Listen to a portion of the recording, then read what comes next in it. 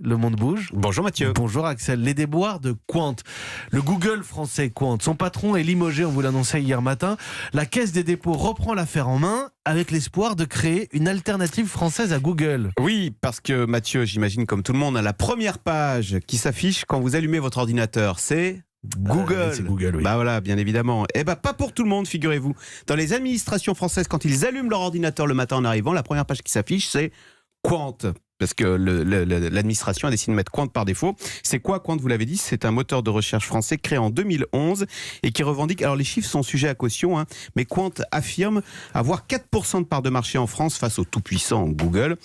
Et si l'État français a décidé d'installer Quant par défaut sur ses ordinateurs, ça n'est pas par nationalisme, c'est parce que Quant a une particularité extraordinaire dans le monde Internet. Quant ne garde pas vos données numériques. Vous savez, on accuse Google de tout connaître de nous, nos goûts, nos envies, nos orientations politiques. Eh bien, avec Quant, rien de tout ça, les données ne sont pas conservées. Et donc, c'est pour cela, pour des raisons de confidentialité, que le gouvernement français a choisi Quant par défaut comme moteur de recherche. Et pourtant, vous le disiez, Axel, Quant est en crise, son patron est limogé. Qu'est-ce qui ne va pas? Eh bien, Quant a les défauts de ses qualités, puisque son point fort, la non-collecte des données, c'est aussi sa grosse faiblesse.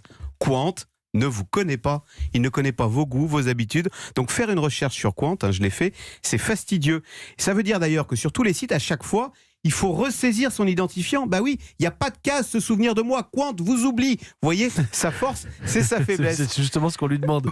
Voilà. Alors justement, la nouvelle direction se donne quand même pour objectif d'améliorer ce qu'on appelle l'expérience utilisateur, en se disant quand même que ce pari de Quant mérite d'être mené. Vous savez, on est dans un monde de plus en plus Big Brother, où nous sommes traqués en permanence, pistés, y compris par des hackers. Attention aux grands bugs.